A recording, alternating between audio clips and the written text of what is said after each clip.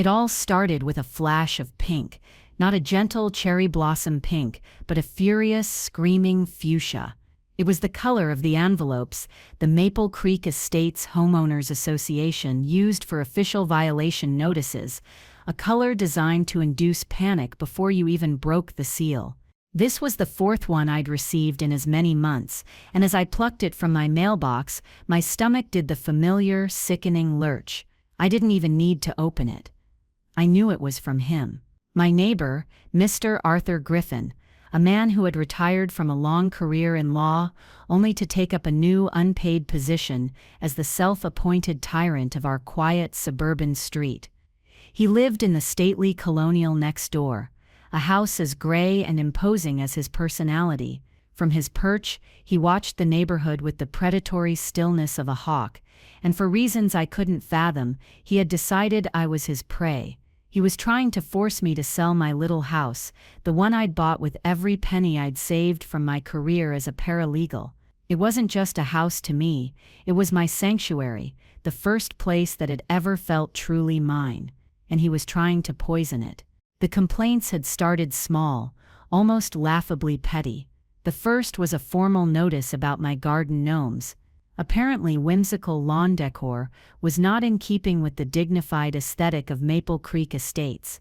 The gnomes had been a housewarming gift from my best friend Maria. They were ridiculous, and I loved them.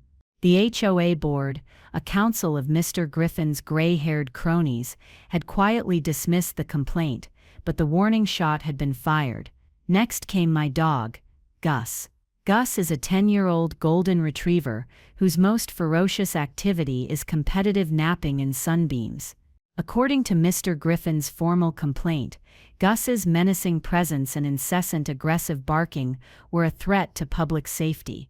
I'd had to get a signed letter from our vet and statements from 2 other neighbors confirming that Gus was, in fact, a geriatric angel who rarely made a peep. Again, the complaint was deemed unsubstantiated, but the harassment was escalating. The third pink envelope, just a month ago, had been about the color of my welcome mat. It was a cheerful, welcoming shade of cornflower blue. Mr. Griffin's complaint alleged it was an unapproved and jarring hue that lowered the collective property value of the block. Each complaint was a paper cut, a small, stinging wound, designed to bleed me out with stress and frustration. I knew his game. He wanted my property. My little house broke up the line of huge 2-story colonials on our street, and I knew from the town records that he'd tried to buy the lot before I did. He wanted to tear down my cozy home and build another McMansion, or maybe just expand his own perfect, joyless lawn. He was a bully, plain and simple, a man who had spent a lifetime winning arguments and couldn't stand the thought of a single thing in his world being outside of his control. He saw me, a single woman in my late 30s, and assumed I'd be an easy target. He assumed I'd fold. He didn't know who I was. He didn't know that for 15 years, I'd been a paralegal specializing in the driest, most tedious, most brutally detail-oriented corner of the legal world, real estate law. I had spent my career buried in deeds, titles, easements, and covenants. I knew how to read the fine print. I knew that every community, like every family, is built on a foundation of paper, and that sometimes the oldest pages hold the most power. I walked back into my house, the fuchsia envelope, feeling hot in my hand.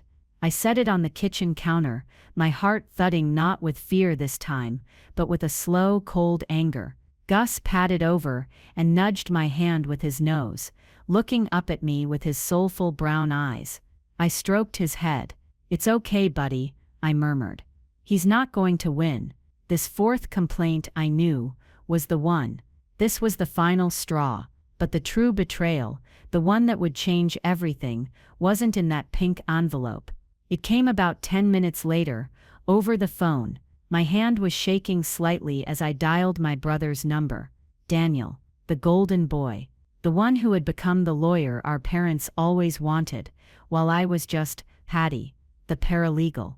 He picked up on the second ring, his voice slick and impatient. I explained the situation, my voice tight. "Danny, He's harassing me. It's constant. He's trying to run me out of my own home." There was a pause, and then he laughed. It wasn't a kind laugh. It was a dismissive, patronizing chuckle that I had known my entire life. "Patty, come on," he said, the sound of him shuffling papers in the background. "Just sell the house. You're being a little dramatic, don't you think? Mr. Griffin is a respected man in that community. He was a partner at a major firm. You really don't want to make an enemy of someone like that." My throat tightened. "Dramatic? Daniel. He's filing official complaints about my welcome mat. So get a different welcome mat. It's an HOA. They're all run by cranky old people. It's not a big deal. You're taking it too personally. Look, I have to run. I'm prepping for a deposition. Just be the bigger person. Or better yet, sell the place and move into a condo. Less hassle." And there it was. Not a word of support. Not an ounce of outrage on my behalf. Just a breezy, condescending dismissal. The implication was clear. A big, important man like Mr. Griffin must be right, and I, his little sister, must be overreacting. He didn't even consider that I might be capable of handling it. In his eyes, I was still the same little sister who wasn't quite smart enough, not quite ambitious enough. I was just Patty, the paralegal, not a real lawyer. Not like him. I said nothing. My silence stretched over the line. "Patty? You there?" he asked, his voice laced with annoyance. "Look, I've got to go. Just don't make waves, okay? It's not a good look." He hung up before I could even respond. I stood in my quiet kitchen, the phone still pressed to my ear, listening to the dead air. The fuchsia envelope on the counter seemed to glow with a new, malevolent energy, but the pain it represented was suddenly dwarfed by the cavernous ache in my chest. The problem wasn't Mr. Griffin. The problem was that, after a lifetime of being made to feel small, I had actually started to believe it. And my own brother, my own family, had just confirmed it. I slowly lowered the phone. The quiet hum of my refrigerator filled the silence. Gus whined softly, as if sensing the shift in the room.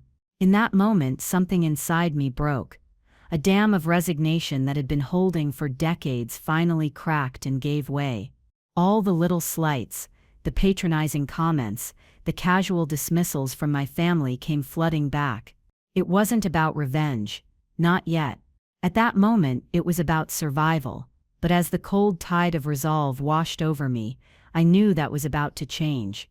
It was about to become about so much more than a welcome mat. I finally picked up the pink envelope and tore it open. The complaint, typed in an aggressive all-caps font, was about the set of bamboo wind chimes I'd hung on my back porch. Mr. Griffin had classified them as a source of constant and disruptive aural pollution. I read the words, and for the first time in months, I smiled. It was not a happy smile. It was the smile of a woman who had just been handed the exact weapon she needed. Mr. Griffin thought he was filing another complaint. What he had actually done was sign his own surrender. He just didn't know it yet. The phone call with Daniel echoed in my head, a cruel counterpoint to the rustling of the complaint form in my hand. His laughter, so casual and cutting, was a sound I'd known my whole life. It was the soundtrack to every achievement of mine that was ever minimized, every struggle of mine that was ever dismissed. As I stood there in the deafening silence of my own kitchen, it felt like the floor had dropped out from under me, leaving me suspended in a cold, lonely void. The fight with Mr. Griffin was just a symptom. The disease was this profound, bone-deep feeling of being utterly alone, of being seen by my own family as a secondary character in their story. My mind, unbidden, replayed a highlight reel of 1,000 similar moments. It was like a film projector had clicked on in my brain, spooling through years of carefully stored evidence of my own insignificance. I saw myself at 20, sitting at our worn oak dining table. Daniel, home from his first year of law school, was holding court. He talked about torts and contracts with a swagger that captivated my parents. I had just finished my paralegal program, at the top of my class, and I was working full-time at a downtown firm to pay for it myself. I remember trying to share a story about a complex title search I'd untangled for one of the senior partners. My father had listened with half an ear, nodding, before cutting me off. "That's nice, Patty," he'd said, turning his beaming face back to my brother. "Now, Daniel, tell us again about that moot court competition. We need to invest in the sure thing, you know." Investing in the sure thing. The words had hung in the air, innocent to them, but a branding iron to me. Daniel was the blue chip stock. I was the penny stock, the speculative bet not worth the risk. My mother had just smiled and refilled Daniel's glass of iced tea, her pride so radiant it was almost blinding. She didn't even seem to notice that my own glass was empty. The reel kept turning. A few years later, another family dinner. This time it was roast chicken, my mother's specialty. The smell of rosemary and thyme always brought me back to that evening. I had just been promoted to senior paralegal, a position that came with a significant raise and the responsibility of managing the entire real estate department's docket. I was proud. I had worked so hard for it. When I announced my news, Daniel, now a junior associate at a prestigious firm, had smirked into his wine glass. "Senior paralegal," he'd repeated, drawing the words out as if they were a foreign delicacy he was tasting for the first time. "So you're like lawyer-lite now. All the paperwork, none of the glory. Good for you."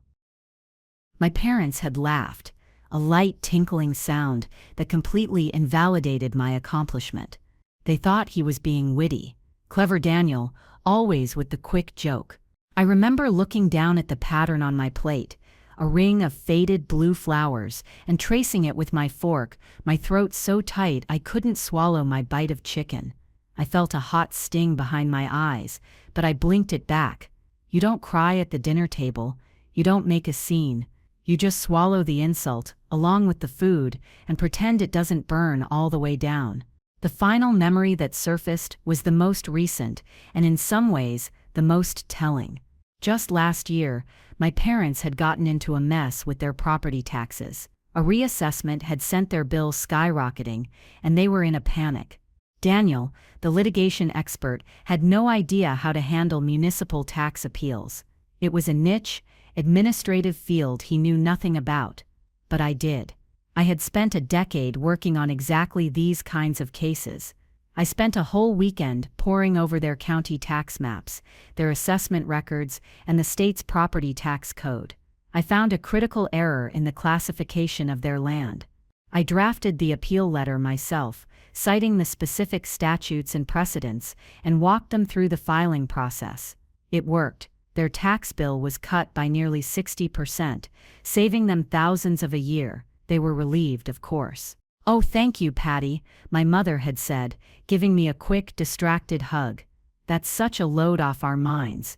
And then in the very next breath, she turned to my father and asked, "Did Daniel call today? He said he might have news about the Henderson case." My expertise wasn't a skill to be respected.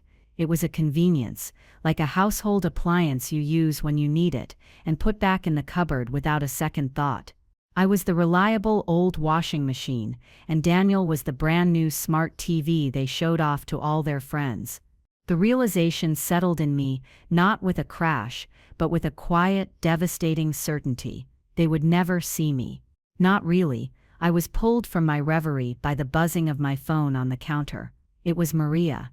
I almost let it go to voicemail, not wanting to talk to anyone, but her name flashed again. I knew she'd just keep calling. I took a shaky breath and answered, "Hey," I said, my voice thin. "Don't you hey me," she shot back immediately. "I saw another one of those Barbie pink envelopes in your mailbox when I drove by. What did the Prince of Darkness complain about this time? Did your grass grow in a direction that displeased him?" I tried for a laugh, but it came out as a choked sob, and then it all came tumbling out. The wind chimes, the call with Daniel, his laughter, the sure thing, the lawyer-lite comment, all of it. I paced my kitchen, the words pouring out of me in a torrent of long-suppressed grief and anger. Maria listened patiently, the way only a true friend can, just letting the storm break. When I finally wound down, breathless and hollowed out, there was a beat of silence on the line. I thought maybe I'd overwhelmed her. "Okay," she said, her voice dangerously calm.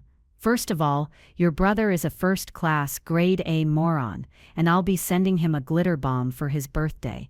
Second," she paused, and I could hear her taking a deep breath. "Patricia, are you listening to me? You are a senior real estate paralegal. You spent 15 years navigating the most complex property laws in this state. You taught me how to read my own closing documents when I bought my house because my own lawyer was useless. You know more about bylaws and covenants than that prehistoric gasbag Griffin has forgotten. You are not the person who gets pushed around, you are the person who pushes back." Her words were like a splash of cold water. Validation. It was such a simple thing, but hearing it from her, so fierce and unwavering, was like a jolt to my system. "He thinks you're weak, Patty," she continued, her voice rising with passion. "Your family thinks you're a supporting character. It's time to remind them who the hell the protagonist is. Don't let that old bully or your idiot brother win. You have the skills. Use them." I looked at the pink envelope on my counter. I looked at the phone in my hand. I thought of Daniel's smug face and Mr. Griffin's sneering contempt. Maria was right. I had been playing their game by their rules for my entire life. I'd been letting them define my worth, my competence, my place in the world. I had been so busy being the good daughter, the accommodating sister, the quiet neighbor, that I had forgotten who I was. A new feeling began to displace the grief. It was a cold, quiet, and intensely powerful resolve. It wasn't the hot, flashy anger of an explosion, but the focused, white-hot energy of a cutting torch. They had all underestimated me. They had dismissed my skills as a party trick, a minor, useful hobby. They were about to find out just how wrong they were. A phrase surfaced in my mind crystal clear. It wasn't about revenge, until it was. "Maria," I said, my voice steady now, completely devoid of the tremor it had held just minutes before. "You're right. Thank you. What are you going to do?" she asked, a hopeful note in her voice. I looked around my little kitchen, at the home I had fought for and built for myself. "I'm not going to get a different welcome mat," I said. "I'm going to the county archives. I have some reading to do." The decision settled over me like a cloak of armor. The weekend found me not at home, anxiously watching my front window for Mr. Griffin's patrolling figure, but in a place that felt more like home to me than anywhere else, the bowels of the county records building. The air in the archives had a unique smell, a dry, dusty perfume of old paper, decaying binding glue, and time itself. It was a smell that other people might find musty or morbid, but to me it was the scent of secrets, of truth buried under layers of official neglect. It was the smell of leverage. I had a theory. HOAs, especially older ones like Maple Creek Estates, often evolve over time. The glossy, simplified rulebook they sent out every year, the one available on their clunky website, was a modern summary. It was designed for easy reading, not for legal completeness. The real power, the unchangeable foundation, lay in the original covenants, conditions, and restrictions, the CC&Rs filed with the county when the subdivision was first created. Those were the master documents, the constitution upon which all other rules were built. And amending them was usually a monumental task, often requiring a supermajority vote of all homeowners. It was a headache most lazy HOA boards, content with their petty tyrannies, never bothered with. My plan was simple: find the original Constitution. For 2 days I immersed myself in that silent, fluorescent-lit world. I scrolled through endless reels of microfiche, the blurry text making my eyes ache. I pulled heavy, dust-covered plat books from rolling shelves, the brittle pages cracking at the edges. I was looking for the birth certificate of Maple Creek Estates, circa 1968. It was tedious, Painstaking work, the kind of detail-oriented drudgery that Daniel, with his courtroom theatrics, would have sneered at. But this was my arena. This was where I thrived. Late on Sunday afternoon, I found it. It wasn't in a plat book or on microfiche. It was a physical document, a bound booklet tucked inside a larger folder of miscellaneous land use permits from the late 60s. The cover was a faded institutional blue, with the words Declaration of Covenants, Conditions, and Restrictions for Maple Creek Estates, typed in a beautifully clear, old-fashioned serif font. My heart gave a little flutter. I felt like an archaeologist unearthing a lost tomb. I carried the booklet to a quiet carrel and began to read. The language was archaic, full of heretofores and whereases. It was a legal time capsule. I skimmed through the articles on property maintenance, on architectural approvals, on annual assessments. It was all standard stuff. And then I got to Article at some, titled General Provisions.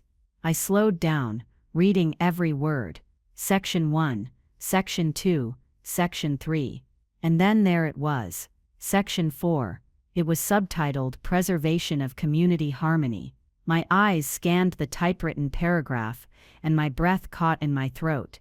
It read, "Furthermore, to discourage litigiousness and preserve the amicable spirit of the community, it is covenanted that any member of the association who files in excess of 3 complaints against a fellow member within a single calendar year, which are subsequently deemed unsubstantiated or frivolous by a majority vote of the Board of Directors, shall forfeit all voting privileges pertaining to the association, including the right to vote in board elections and on amendments to these covenants, for the full duration of the subsequent calendar year." I read it again, and a third time. It was perfect. It was more perfect than I could have possibly imagined. It wasn't just a slap on the wrist, it was a political decapitation. Mr. Griffin's power on the board wasn't just his personality, it was his vote and his ability to influence the votes of his cronies. Taking that away would render him toothless, a figurehead with no actual authority. He had built his little kingdom on a foundation of rules, and I was about to use the original master rule to bring it all crashing down. My hands were trembling slightly as I took the booklet to the clerk. I paid for certified copies of the entire document, the official stamp and signature from the county clerk, making them irrefutable. Holding those papers, I felt a surge of power that was so clean and pure, it almost made me dizzy. This wasn't about shouting or crying or pleading. This was about facts, evidence, and the quiet, unassailable power of the written word. Back home, my plan began to take shape. The clause had a key requirement. The complaints had to be deemed unsubstantiated or frivolous by a majority vote of the board. The first 3 complaints, the gnomes, Gus, and the welcome mat, had all been dismissed, but I needed to formalize it. And I needed to make sure the 4th one, the wind chimes, met the same fate. This was where it got tricky. The board was stacked with Griffin's allies. I needed an ally of my own. I pulled up the HOA website and looked at the list of board members. There was Howard, the president, a man who seemed surgically attached to Mr. Griffin's hip. There was Eleanor, who always seconded Griffin's motions without even seeming to listen to them. There was Stan, who just seemed confused most of the time. And then there was Ben Carter. Ben was new. He was in his early 40s, a software engineer who had moved into the neighborhood a year ago. I'd seen him at the one HOA meeting I'd forced myself to attend. He had looked profoundly bored as Howard and Griffin rambled on about the acceptable shades of beige for mailbox posts. He had a reputation for being quiet, logical, and completely immune to the old guard politics. He was my only shot. First, I built my case file. I approached it like I was prepping for a trial. I created a tab for each of Griffin's complaints. Tab 1, the gnomes, included a dated, high-resolution photo of the cheerful little gnomes in my flower bed and a printout of the HOA's dismissal email. Tab 2, the dog, included the signed, notarized letter from my vet, attesting to Gus's gentle nature, along with signed statements from my neighbors on both sides, Susan and Mark, confirming they had never been disturbed by him. Another printout of the dismissal. Tab 3. The welcome mat. A photo of the mat, along with a paint swatch from the hardware store, proving it was cornflower blue, not some demonic property value destroying color. The third dismissal email. Tab 4. The wind chimes. This was the active one. I used a decibel meter app on my phone to measure the sound from my property line. It barely registered above the ambient noise of birds chirping. I got another statement from Susan, whose bedroom window was closest to my porch, stating she found the gentle chiming relaxing. The next day I saw Ben Carter walking his dog. I took a deep breath and intercepted him at the corner. I didn't lead with my grievance. I knew better.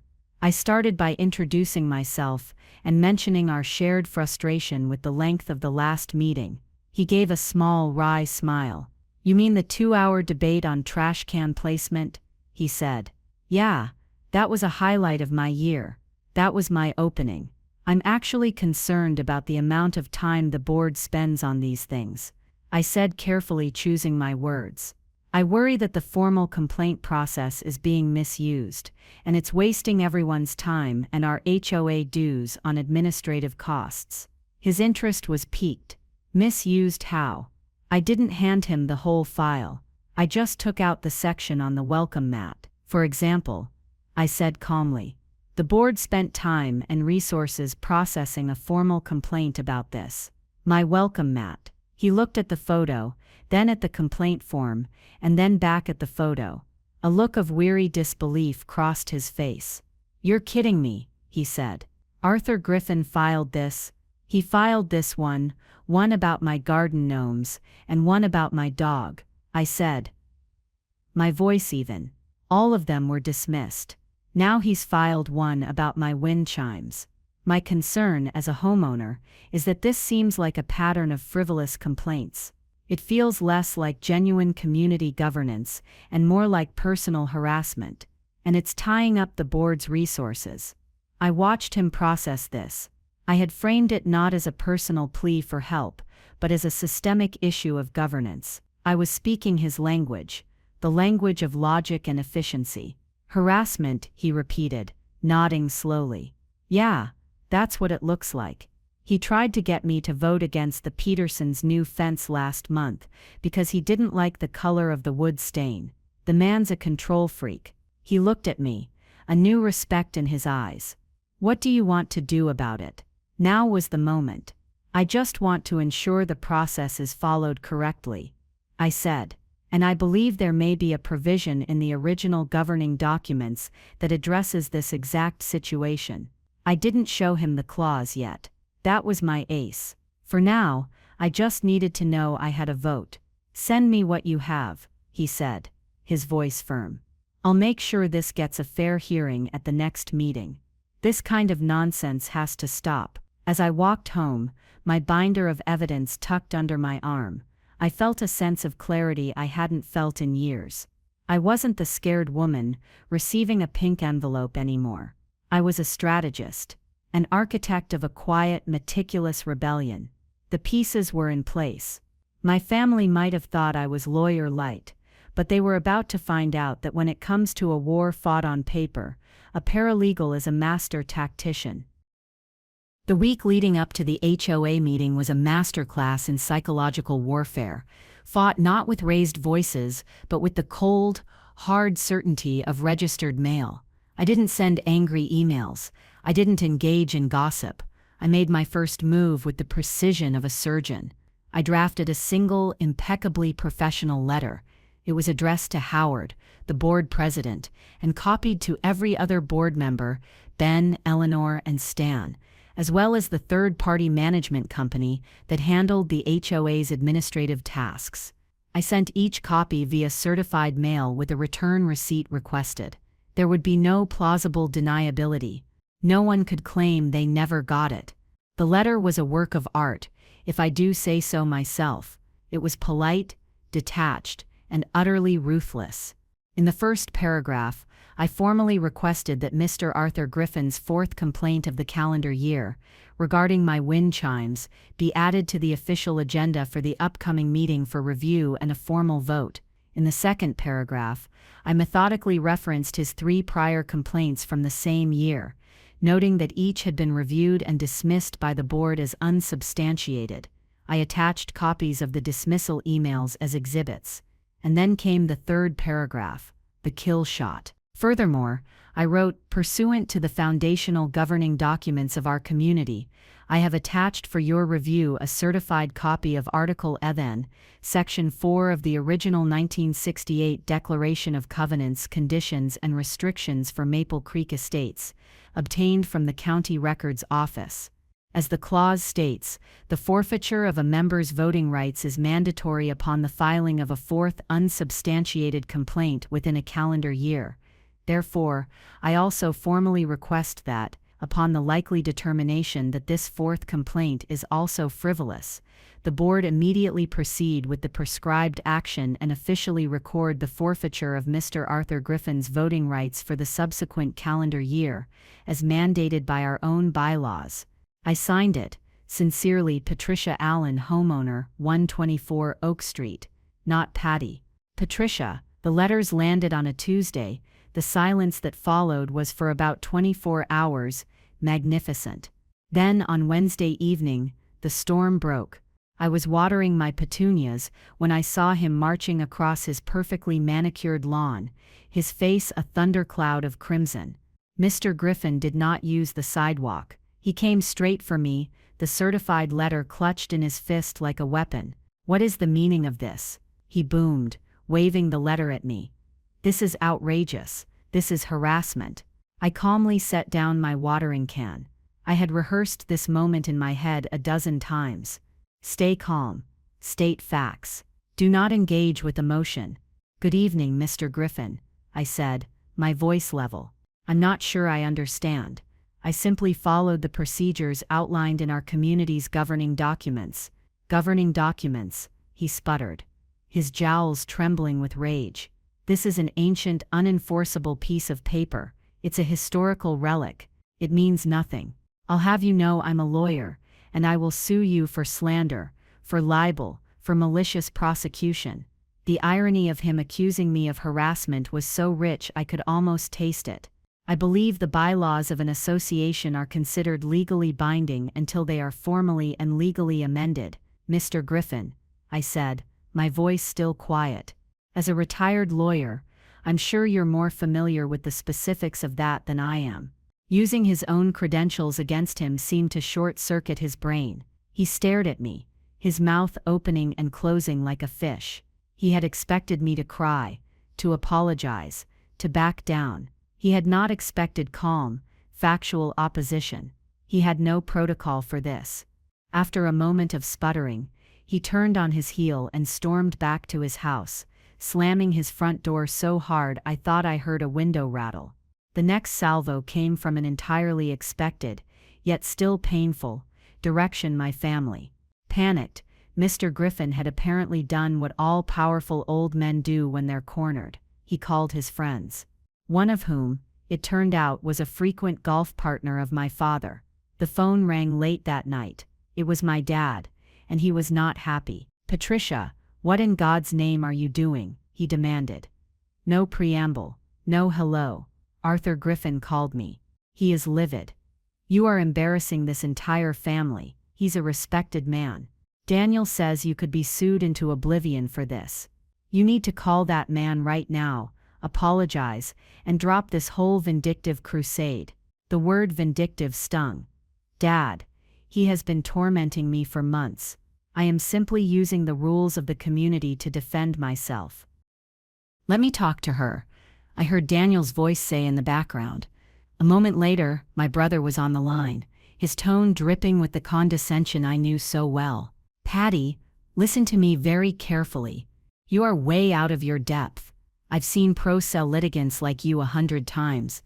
You find one little clause in some dusty old document, and you think you've found a silver bullet. It doesn't work that way. That clause won't hold up. A judge would laugh it out of court as a procedural relic, a violation of his rights to free expression. You are making an absolute fool of yourself, and you're dragging Dad's name into it. Back down. Now. His certainty was absolute. His dismissal of my 15 years of experience was total. He hadn't asked to see the document. He hadn't asked about my strategy. He had just assumed I was wrong, that I was an amateur playing in a professionals' league. For them, it wasn't about right or wrong. It was about power and appearances. I was challenging a powerful man, and in their world, that was a cardinal sin. "Thank you for your legal opinion, Daniel," I said, my voice as cold as ice. "But I'm confident in my position. I have to go now."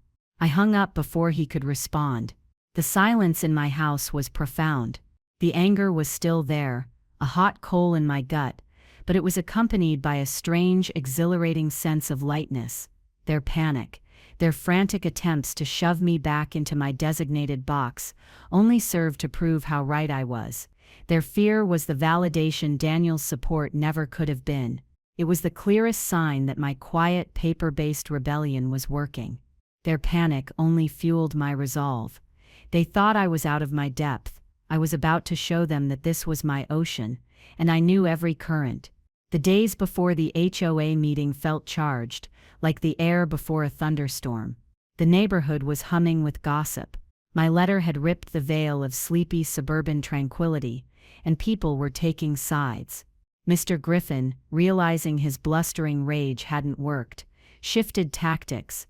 He and his board allies, Howard and Eleanor, tried to convene an emergency meeting with the sole agenda item of repealing Article lawyer-lite, Section 4. It was a transparent, desperate gambit. But I had read the bylaws, all of them, not just the part that suited me. I knew that amending the CC&Rs required a minimum of 14 days written notice to every single homeowner, plus a public comment period. The regularly scheduled meeting was in 5 days. They didn't have the time. Their panic had made them sloppy. Ben Carter, my ally on the board, pointed this out in a coolly professional reply-all email, and their emergency meeting attempt fizzled out in humiliation. Griffin's next move was a smear campaign. A letter appeared in every mailbox on the street. It was written by him but signed by concerned residents of Maple Creek Estates. It painted a picture of a new litigious neighbor, me who was attempting to silence free speech and sow discord for personal gain. It portrayed me as a vindictive troublemaker, trying to destroy the very fabric of our community by digging up archaic and irrelevant rules. He was trying to frame me as the bully, the aggressor. It was a classic manipulator's move. Play the victim. Some of the older residents, the ones in Griffin's pocket, bought it completely. I'd see them whispering by their mailboxes, casting me dark looks. But something else happened, something I hadn't expected. Younger families, people who had also been on the receiving end of Griffin's petty tyrannies over the years, a complaint about a basketball hoop, a citation for a child's brightly colored playset, started to see what was happening. They saw his letter for the desperate, self-serving propaganda it was. Mark, my neighbor from 2 doors down, stopped me while I was taking out the trash. "That letter from Griffin is a joke," he said, shaking his head. "The man told my wife our vegetable garden was unseemly. We're with you, Patricia. Give him hell." The final and most painful blow came not from a neighbor, but from my own blood. 2 days before the meeting, I received an email. The subject line was formal notification. It was from Daniel. It wasn't written in his usual casual style. It was cold, stilted, and full of passive-aggressive legalese. It read, "Patricia, please be advised that following your stated intention to proceed with this ill-advised and potentially litigious course of action against Mr. Arthur Griffin, we can no longer, in good conscience, be associated with this endeavor. Your refusal to heed sound legal counsel, and your insistence on this public and embarrassing confrontation reflects poorly on our family. Therefore, consider this notice that we, your parents and I, are formally withdrawing our support. You are, for all intents and purposes, on your own in this matter. We will not be fielding any further calls on this subject." It was a declaration of familial exile, a formal disowning, delivered by email. I read it, and a wave of icy pain washed over me. For a moment, it felt like I couldn't breathe. This was it, the ultimate rejection. They weren't just siding with a stranger over me, they were formally severing the tie. But then, as the initial shock subsided, something else took its place. It was a strange and profound sense of release. The emotional anchor I had been dragging my entire life, the one that pulled me down with guilt and obligation and the desperate, futile hope of one day earning their approval, had just been cut. The pain was real, a sharp, grieving pang for the family I wished I had. But the freedom was intoxicating. I was on my own, and for the first time it didn't feel like a punishment. It felt like a promotion. They thought withdrawing their support they had never truly given anyway, was a threat that would bring me to my knees. They couldn't conceive of a world where I didn't need them, where their approval wasn't the sun my entire world revolved around. I stood in my living room, the email glowing on my laptop screen, and I felt the last vestiges of my old self, the pleading, accommodating Patty, fall away. The power shift wasn't just happening in the neighborhood, it was happening inside of me. Mr. Griffin was trying to take my house. My family was trying to take my spirit. I was about to prove to all of them that I was the sole owner of both. The night of the HOA meeting, the community clubhouse, a drab room that usually hosted sparsely attended book clubs and potlucks, was packed to the gills. The air was thick with anticipation. It felt less like a meeting about bylaws and more like a title fight. Every chair was taken, and people were standing along the back and side walls. I saw the faces of Griffin's cronies, clustered together in the front row like a grumpy old guard. I saw the younger families, my neighbor Mark among them, giving me subtle nods of encouragement. And I saw Mr. Griffin himself, sitting at the head table with the other board members, looking impossibly smug, as if this whole affair was a minor annoyance he was about to swat away. I chose a seat in the second row, directly in his line of sight. I didn't bring a lawyer. I didn't bring my parents or my brother. I brought myself and a slim, black binder. I placed it on my lap and folded my hands on top of it. I kept my breathing slow and even. I had learned from my years in law offices that the person who remains the calmest in a storm often holds the most power. Howard, the board president, banged a small gavel. He rushed through the opening pleasantries, his voice tight. It was clear he wanted to get this over with. Next on the agenda, he mumbled, is a review of a complaint filed by Mr. Griffin regarding a noise at 124 Oak Street, and a related motion by the homeowner Miss Allen. He looked at me, a flicker of contempt in his eyes. Miss Allen, the board has received your letter. We find your interpretation of the bylaws to be creative. However, we will address the complaint. Mr. Griffin spoke up then, his voice smooth and condescending. Howard, perhaps we can dispense with the theatrics. The complaint is simple. My neighbor insists on creating a constant disruptive noise with some sort of metallic chime device. It disturbs the peace. That's it. A clear violation of our noise ordinances. Howard nodded eagerly. Yes, a clear violation. Is there a motion to find this complaint substantiated? Wait, a clear voice cut through the room. It was Ben Carter. He leaned forward, his expression serious. Before we vote on the complaint, I believe the homeowner who submitted the motion has a right to be heard. The agenda says review. Let's review. A murmur went through the crowd. Howard looked flustered. He couldn't very well deny a member of the public the right to speak at a public meeting. Very well, he sighed. Miss Allen, you have 2 minutes. I stood up. I didn't look at Griffin. I looked at the board, and then I let my eyes sweep across the faces in the room. Thank you, Mr. President, and members of the board. I began, my voice clear and steady. This isn't just about wind chimes. This is about a pattern. This is the fourth official complaint I have received from Mr. Griffin this year. I opened my binder. The first, regarding my garden gnomes, was dismissed by this board as unsubstantiated. The second, regarding my 10-year-old dog, was also dismissed. The third, regarding the color of my welcome mat, was also dismissed. I spoke calmly, factually, without a hint of emotion. My question for the board is simple. Before we assess this fourth complaint, we need to ask if it fits the established pattern of being frivolous and unsubstantiated, designed not to preserve community harmony, but to harass a fellow resident.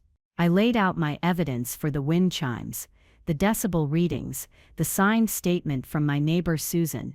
I kept it brief, professional and undeniable. Mr. Griffin could not contain himself. He shot to his feet. "This is absurd. She's the one harassing me. This paralegal," he said the word, like an insult, "is digging up ancient, irrelevant rules to launch a personal vendetta. She's trying to silence me.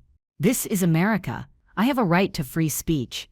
He was shouting now, his face turning a blotchy red. He was losing control, and the room could feel it. He gestured wildly at me. "She is an ambulance chaser, a bottom feeder, trying to twist the rules to her own selfish ends. You cannot let her get away with this." I didn't react. I didn't flinch. I let his tirade hang in the air, its ugliness echoing in the silence that followed. When he was done, panting slightly, I simply turned back to the board.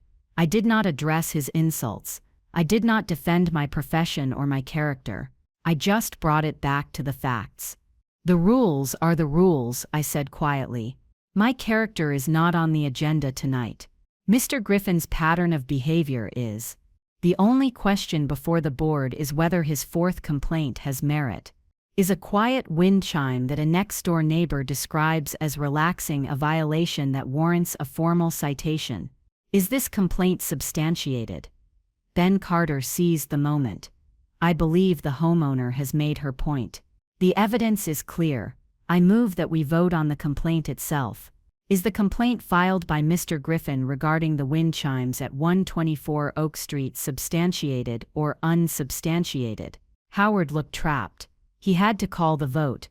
All in favor of finding the complaint substantiated. No hands went up. Not even his own. Not even Eleanor's. In front of a room full of their neighbors, with clear evidence presented, they couldn't publicly support something so obviously petty and vindictive. "All in favor of finding the complaint unsubstantiated?" Ben asked. Ben's hand shot up. After a moment's hesitation, Stan, the confused-looking one, raised his. Then reluctantly, even Howard and Eleanor raised theirs. The vote was unanimous. The complaint was officially, on the record, unsubstantiated. A quiet gasp went through the room. Mr. Griffin stared at his allies on the board, his face a mask of betrayal. He sat down heavily in his chair, looking stunned, deflated. Ben Carter wasn't finished. "Thank you," he said crisply. "Now for the second part of the motion. Pursuant to Article 7, Section 4 of the binding 1968 CC&Rs, which Miss Allen was kind enough to provide in a certified copy." He held up the document. "A member who files more than 3 unsubstantiated complaints in a year forfeits their voting rights for the following year. We have now, by unanimous vote, confirmed a fourth such complaint. Therefore, I move that the board officially acknowledge and record the forfeiture of Mr. Arthur Griffin's voting rights for the 2024 calendar year." The new reality descended on the room. It was absolute. It was procedural. It was inescapable. Howard looked like he was going to be sick. Eleanor stared at her hands. "Vote," someone called out from the back of the room. Ben said, "All in favor of upholding the bylaws as written." His hand went up. So did Stan's. Howard and Eleanor sat frozen for a moment, the eyes of the entire neighborhood on them. To vote no would be to openly defy the very documents that gave them their power. With a look of utter defeat, Howard slowly, painfully, raised his hand. Eleanor followed suit. The vote was 4-0. It was over. There was no shouting, no victory speech, just the quiet, devastating finality of a vote. Mr. Griffin just sat there, smaller than I had ever seen him, his face pale. His reign was over. He had been stripped of his power, not by insults or threats, but by his own actions, and by a single clause on a forgotten piece of paper. The power in the room had shifted, silently and completely, and I, the lawyer-lite, the bottom feeder, was the one who had made it happen. In the days that followed the meeting, a strange and wonderful quiet settled over my life. It wasn't just the absence of pink envelopes in my mailbox. The oppressive atmosphere of being constantly watched, constantly judged, had lifted. Mr. Griffin became a ghost in his own neighborhood. I'd see him on his daily walks, but his proud, intimidating stride was gone. He now shuffled, his shoulders stooped, his eyes fixed on the pavement in front of him. He wouldn't meet my gaze. He was just a bitter old man, whose favorite toy had been taken away. The fear he had cultivated for years had evaporated overnight, replaced by something akin to pity. The neighborhood itself seemed to exhale. Susan brought over a bottle of wine to celebrate. Mark stopped by to tell me their family was finally going to install the playset they'd always wanted. It turned out that my small act of defiance had emboldened others who had been living under Griffin's thumb. At the next HOA board election, Ben Carter was voted in as the new president, and he nominated me to fill his vacant seat. I accepted. It felt right. It felt like I was finally taking my place, not just in my house, but in my community. About a month later, my phone rang.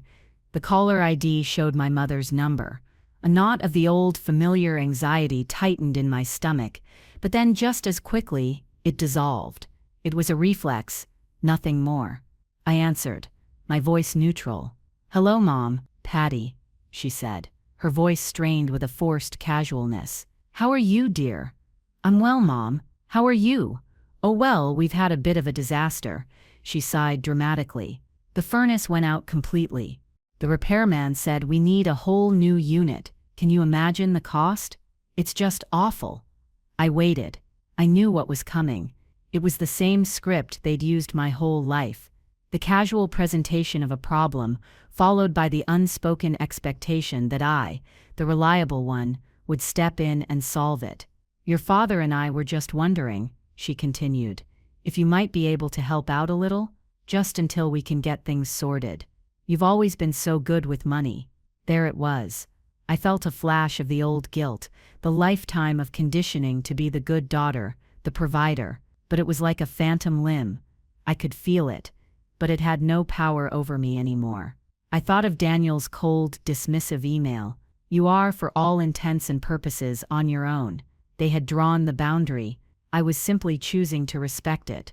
"I'm sorry to hear about the furnace, Mom," I said, and my voice was calm, not cruel. It was just factual. "That sounds very stressful, but as Daniel made perfectly clear in his email, I'm on my own now. I'm sure he'd be the best person to ask for help." There was a stunned silence on the other end of the line. My mother was as unprepared for my calm boundary as Mr. Griffin had been for my binder of evidence. But he's a lawyer, Patty. He has so many expenses," she stammered. "You're the one who I have to go, Mom," I said gently. "I hope you get it figured out." And I hung up the phone. I didn't feel triumphant. I didn't feel vengeful. I felt quiet. It was the quiet of a room after a storm has passed. I learned later, through the family grapevine, that my parents had asked Daniel for the money. He had told them he was overextended with a new car payment and a planned vacation. The golden child, it turned out, was only golden when it cost him nothing. My parents, who had invested in the sure thing, were now left to face the consequences of their own portfolio management. And as I sit here now, in my peaceful little house, with Gus snoring at my feet, and the gentle sound of my wind chimes dancing in the breeze, I realize this whole ordeal was never really about a neighbor or a nuisance clause. It was about respect. It was about refusing to be small just to make other people feel big. Sometimes, the people who are supposed to be your biggest supporters end up being the anchors that hold you down. The pain of my family's betrayal was real, but the liberation of finally cutting the cord was so much greater. I learned that my skills were real, my worth was inherent, and I didn't need anyone else's permission to stand up for myself. Sometimes the most important boundary you can build isn't a fence, but a standard for how you deserve to be treated. And I'm curious, have you ever felt overlooked or underestimated, either at home or at work? Have you ever had to find the strength to fight a battle no one else thought you could win? Let me know your story in the comments below. I promise you, I read every single one, and I know how much it means just to be heard. If this story resonated with you, please give it a like and subscribe to the channel for more stories about finding your own power in unexpected places. Thank you for listening.